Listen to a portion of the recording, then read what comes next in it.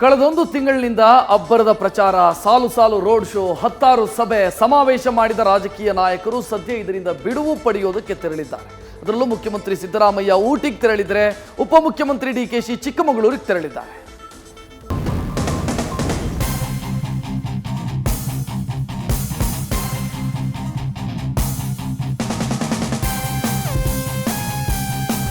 ಪ್ರಚಾರ ಪ್ರಚಾರ ಪ್ರಚಾರ ಸುಮಾರು ಒಂದು ತಿಂಗಳಿಂದ ಬಿಟ್ಟು ಬಿಡದೆ ಲೋಕಸಮರ ಗೆಲ್ಲಲು ರಾಜ್ಯದ ನಾಯಕರು ಅಬ್ಬರದ ಪ್ರಚಾರ ನಡೆಸಿದ್ದು.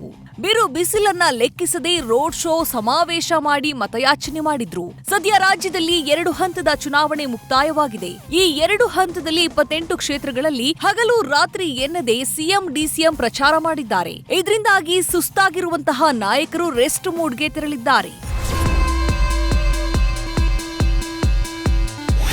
2 ಹಂತದ ಚುನಾವಣಾ ಪ್ರಚಾರ ಮುಗಿದ ಕಾರಣ ಸಿಎಂ ರೆಸ್ಟ್.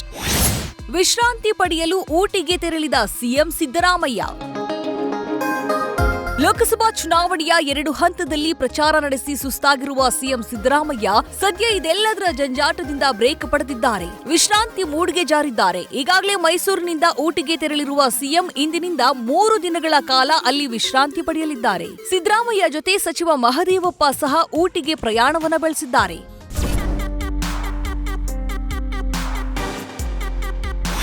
ಕುಟುಂಬದ ಜೊತೆ ಚಿಕ್ಕಮಗಳೂರಿಗೆ ತೆರಳಿದ ಡಿಸಿಎಂ. ಅತ್ತ ಸಿಎಂ ಸಿದ್ದರಾಮಯ್ಯ ಊಟಿಗೆ ತೆರಳಿದ್ರೆ, ಇತ್ತ ಡಿಸಿಎಂ ಡಿಕೆ ಶಿವಕುಮಾರ್ ಕೂಡ ವಿಶ್ರಾಂತಿಯ ಮೊರೆ ಹೋಗಿದ್ದಾರೆ. ರಾಜಕೀಯ ಜಂಜಾಟದಿಂದ ಕೊಂಚ ಬ್ರೇಕ್ ಪಡೆಯಲು ಕುಟುಂಬದೊಂದಿಗೆ ಚಿಕ್ಕಮಗಳೂರಿಗೆ ತೆರಳಿದ್ದಾರೆ. 2-3 ದಿನಗಳ ಕಾಲ ಚಿಕ್ಕಮಗಳೂರಿನಲ್ಲಿ ವಿಶ್ರಾಂತಿ ಪಡೆಯಲಿದ್ದಾರೆ. ಹೆಲಿಕಾಪ್ಟರ್ನಲ್ಲಿ ತೆರಳಬೇಕಾದ್ರೆ ತಾಂತ್ರಿಕ ತೊಂದರೆ ಹಿನ್ನೆಲೆ ರಸ್ತೆ ಮೂಲಕ ಚಿಕ್ಕಮಗಳೂರಿಗೆ ಪ್ರಯಾಣಿಸಿದ್ದಾರೆ.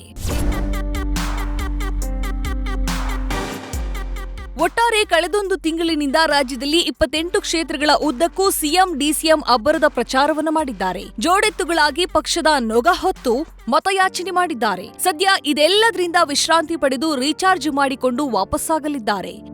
Political bureau News First. News First ನಿರ್ಭೀತಿಯಿಂದ ನಿಮ್ಮ ಪರವಾಗಿ.